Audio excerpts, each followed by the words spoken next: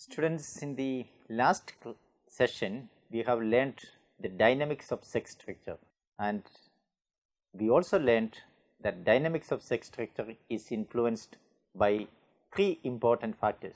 The first one, the fertility, which is, we say it is the sex ratio at birth. The second is the mortality or death, which is the sex differentials in mortality, and the final one, the third one, is the migration, which is sex differentials in migration. Let us now learn more on the sex ratio at birth, because we have also learned that while the sex ratio at birth in the past has been primarily determined by the biological factors, with a relatively higher number of males are born compared to females, but within a safe range of 104 males to 108 males for every 100 females. This may not necessarily be true now because of the advancement in technology and sex selective abortions. So, to understand more on this and to understand more on the pattern which we observe in India sex ratio at birth, we will look more closely into sex ratio at birth, both in terms of its understanding and also both in terms of its patterns within the country. So, we have already defined what is sex ratio at birth. It is simply the ratio of male birth to female birth in a population.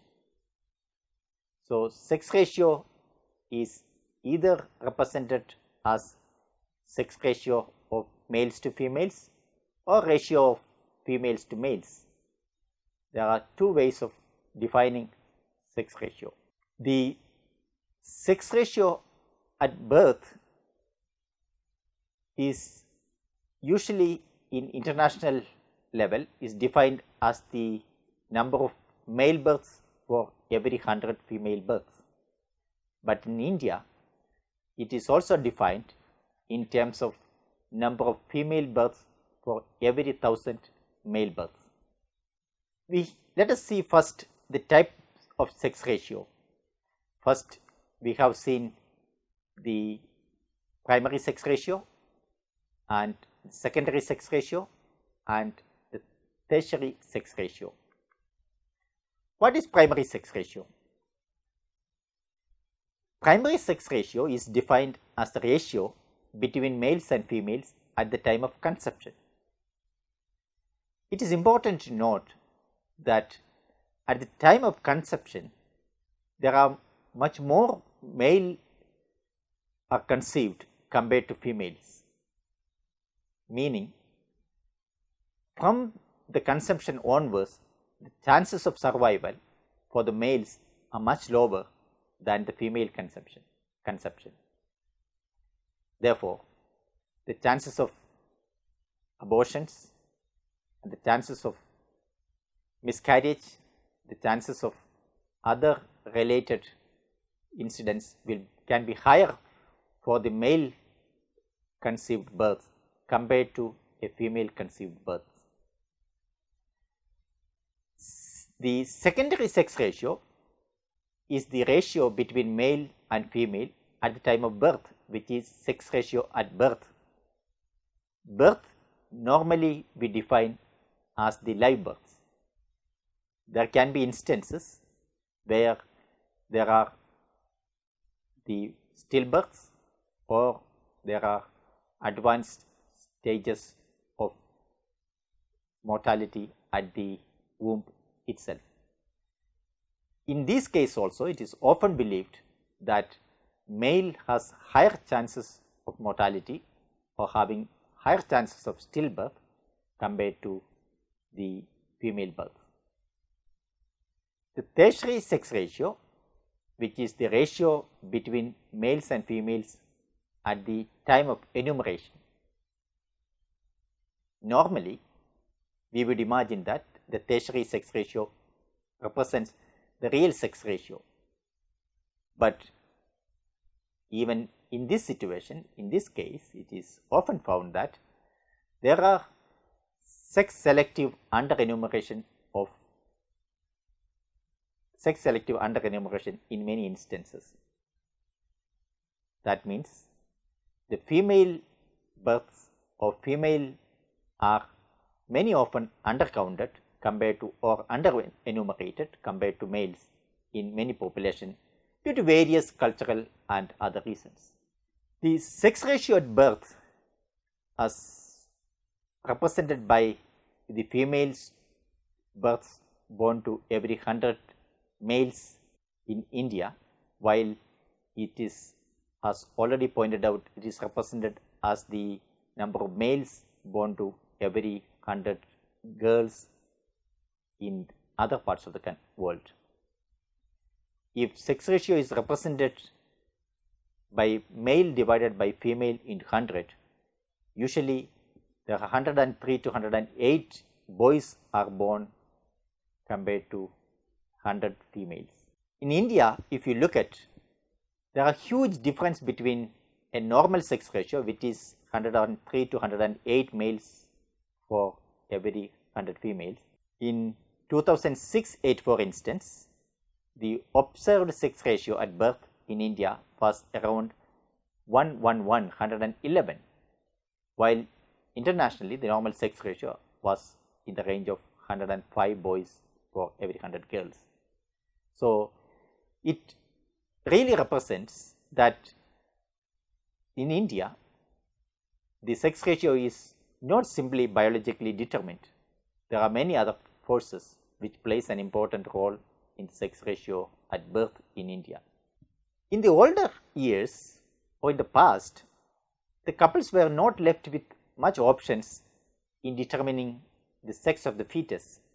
Therefore, the sex ratio at birth normally would be anticipated as the normal sex ratio or the biologically determined sex ratio. It is also true that in a very high fertility situation, when the couples have a large number of children, the large family to achieve a desired number of sons is much easier than when you have a smaller number of children. Therefore, in such situation, when the fertility rate has been higher or the number of births has been higher for couples, the sex ratio is often expected to be normal, because the couples invariably have the desired number of sons they wanted compared to a situation where the birth rate is low and they expect to have a certain number of male births within the family. But with the sex determination test easily available in many parts of the country, a small family became a norm. The desired number of children with a particular sex composition also gone up, resulting in worsening sex ratio in many contexts. India is classical examples, but we have also many other countries in the Asian region where sex ratio has been much more favorable to males compared to females, particularly the sex ratio at birth. Let us come back to India and look at India more closely to understand sex ratio at birth. One of the serious issues which face to understand sex ratio in India is the data systems available to estimate sex ratio at birth. Perhaps we can say there are 4 major sources of data available to estimate sex ratio at birth, but each of it has its own serious limitations. In many countries of the world, the sex ratio at birth is estimated through what is generally known as Civil Registration System, CRS. What is CRS? CRS is the mandatory for everyone to register their births whenever a birth happens in a family or for a couple. So, normally many countries, as soon as the birth happens, the birth is registered. So, it is easy in those situations to estimate the birth rate or the sex ratio at birth all using the civil registration system data. However, unfortunately, in India, the civil registration system is still inadequate and registration of the birth is still incomplete, and many often it is also found that it is incomplete mostly for the female births. So, naturally, you can also see situations where registration CRS data gives you much higher incidence of sex ratio simply because many of the female births might not have got registered. The second option which was available in India was known as sample registration system. The sample registration system came into being primarily because the civil registration system in India was unable to provide a good system of registration.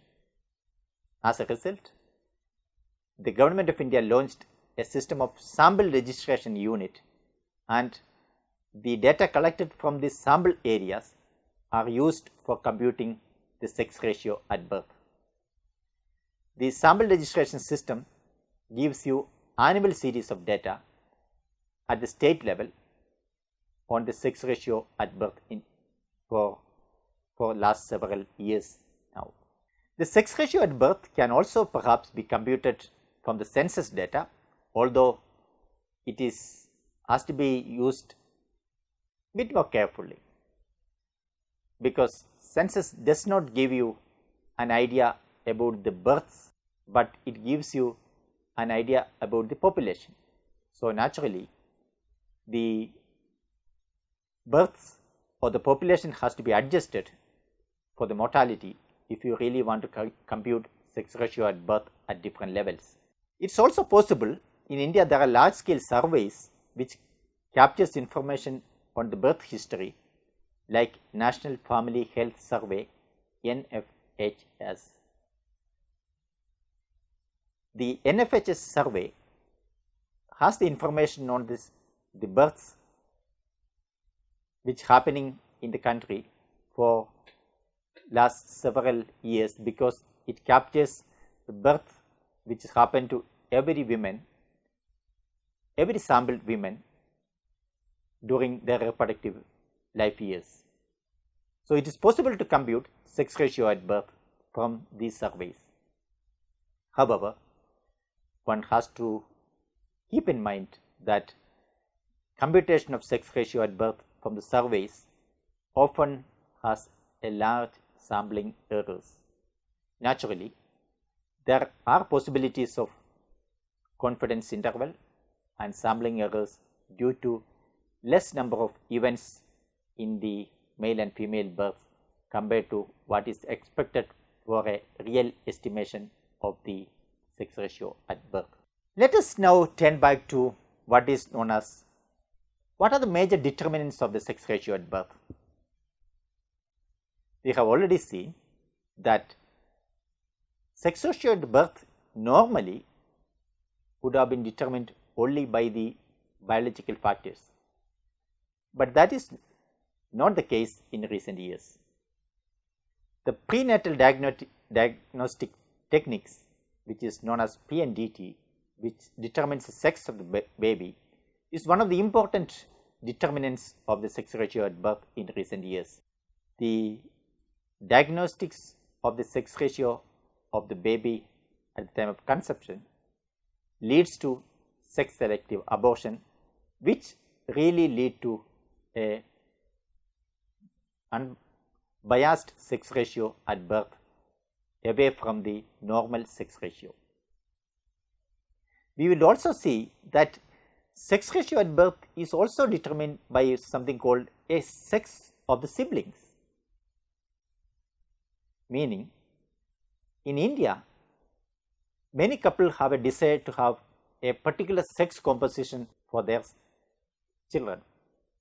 So, to achieve this sex composition of the children, they would also likely to go for a sex selective abortions, so that they at the end they have a desired number of children of a particular sex composition. And there are also other factors which determines sex ratio at birth.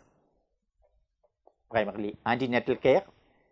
In case there are good antenatal care services available, it is possible that the survival chances of the children are far better, or even the possibilities of abortions and miscarriages as well as the stillbirth are much lower, resulting in actually a perhaps a larger higher sex ratio, because it is expected that the chances of survival even within the womb is much lower for the male birth compared to female birth.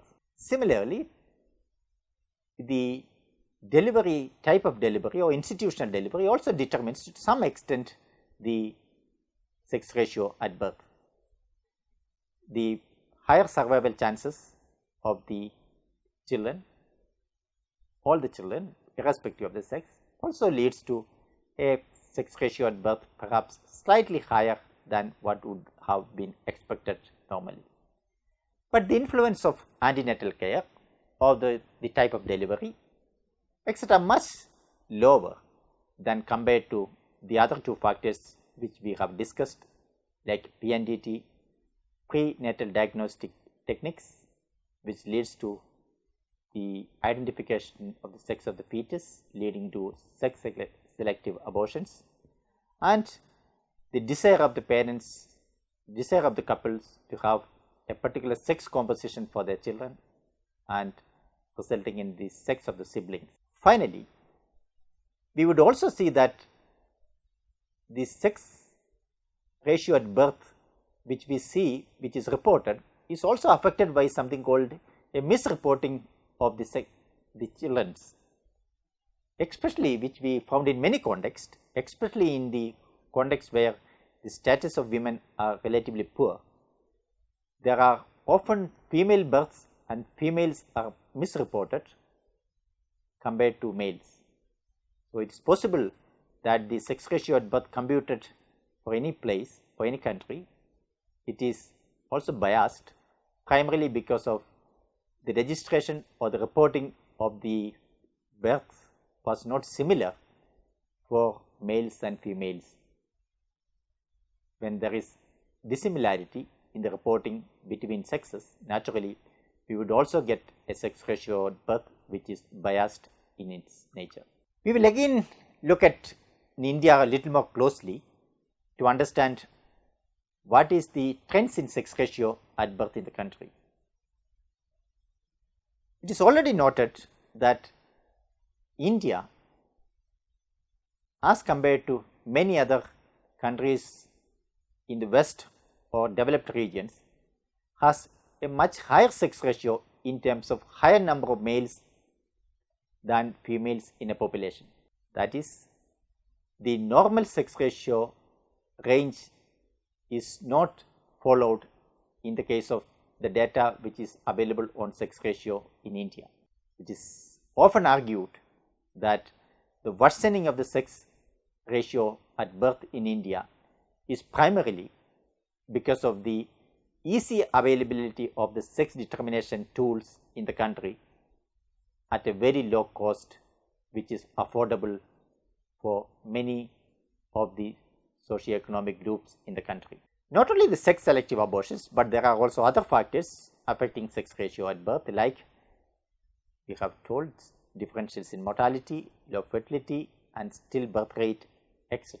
If you look at the sex ratio at birth over the last 10 years or so, when there has been a large concern on the worsening sex ratio in the country, you would see that the sex ratio at birth has invariably always been much lower than what is expected, as India computes sex ratio in terms of females divided by males for every 1000 males. The sex ratio at birth around the early part of the last decades was even below 900 in India, meaning it is expected that India to have for a normal sex ratio around 952 females are born for every 100 every 1000 males, but you can see that it has been always been invariably,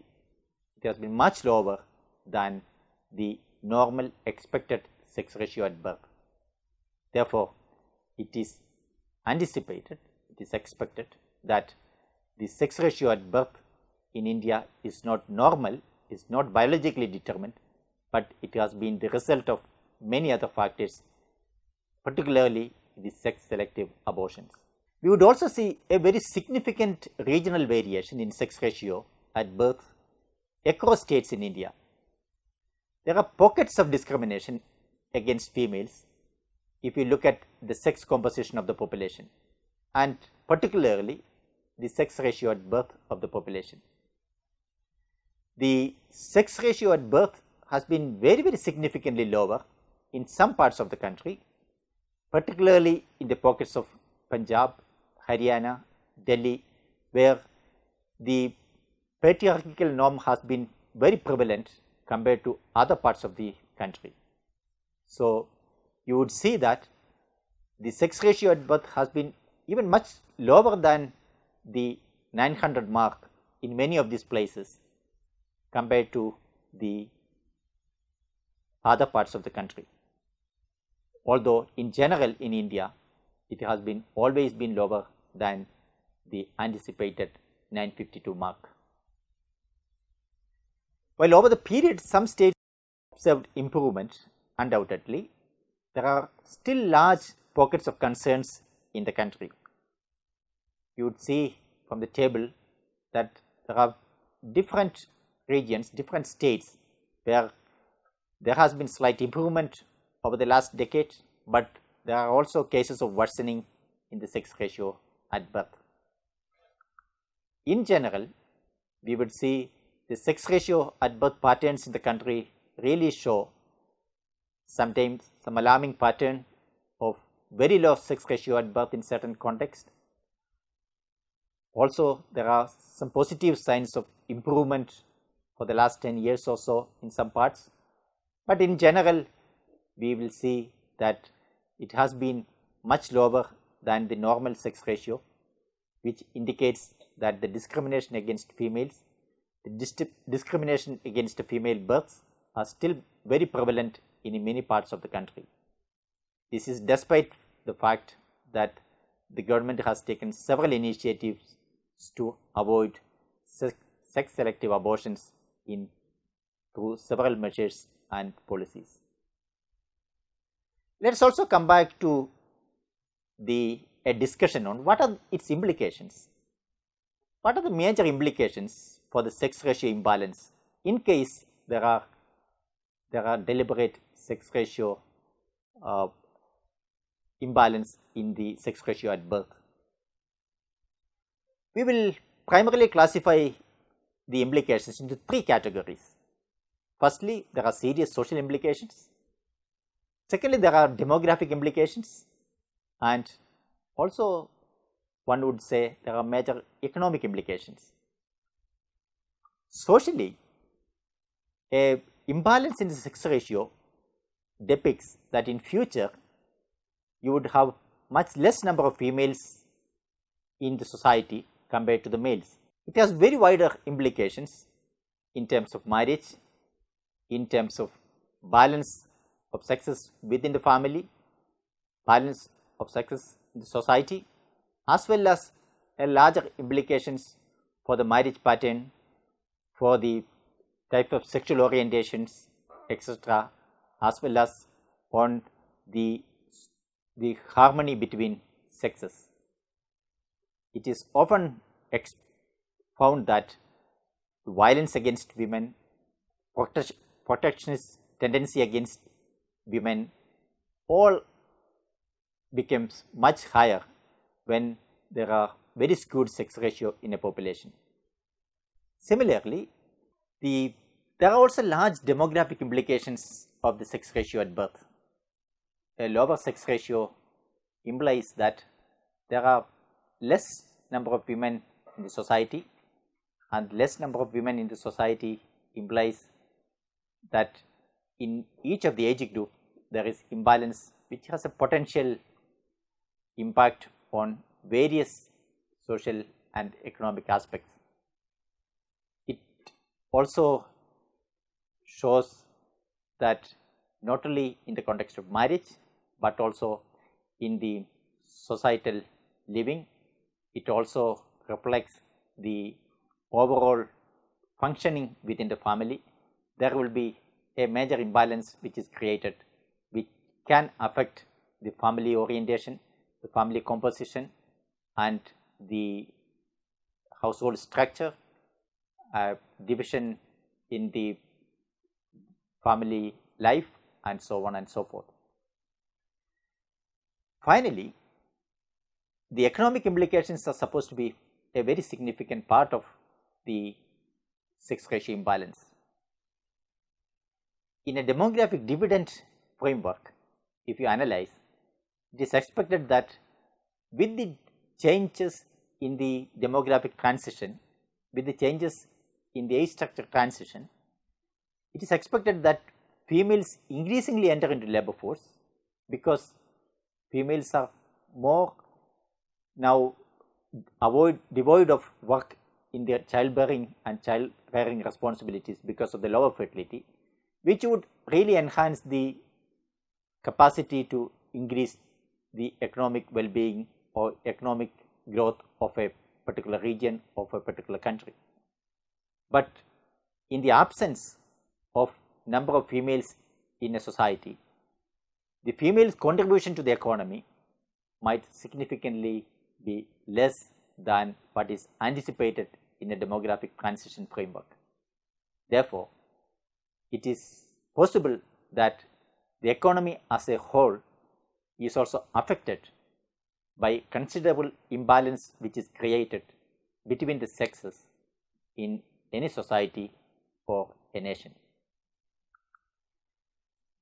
It is true that both the society, the policy makers, and others are aware of what is happening in the sex ratio situation in the country.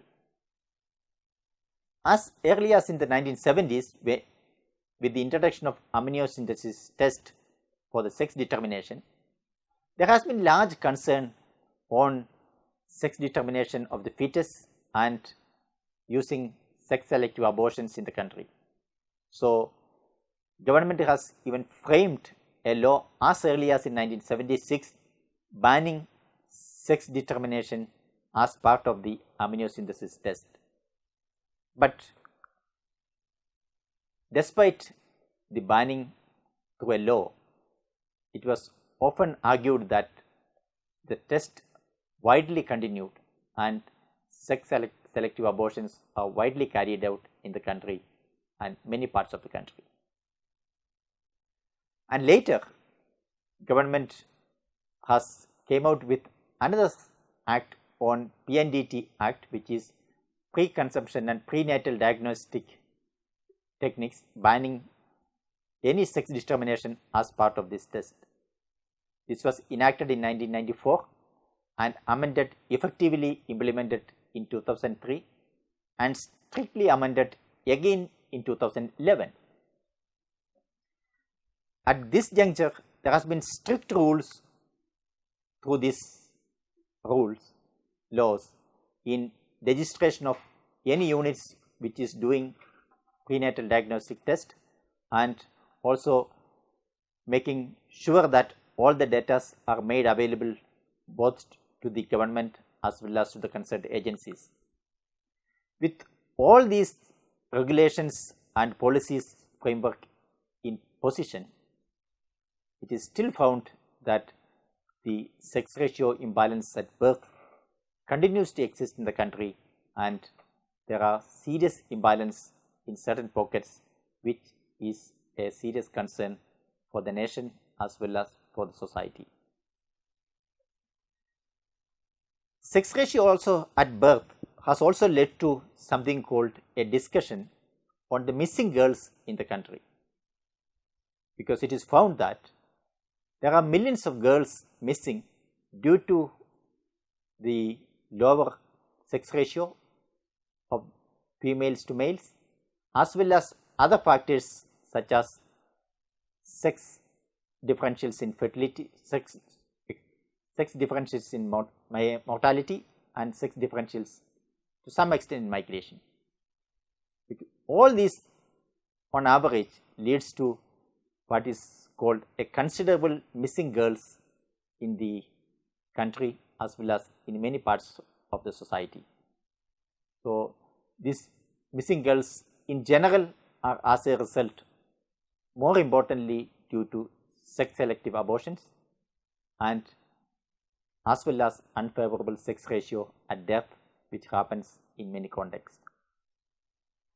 In general, we would say that sex ratio at birth is expected to be normally biologically determined, and it should be favorable to males, but within the safe range of 103 to 108 males per 100 females, or within the range of 952 females for every 1000 males if we compute in terms of how Census of India computes.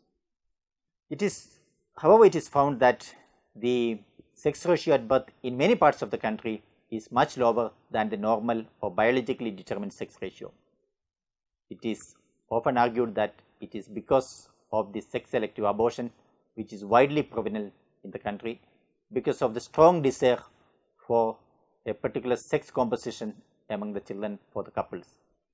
So, the desire for sons and the aversion towards daughters are highly prevalent in many parts of the country, which is leading to an unbalanced sex ratio at birth.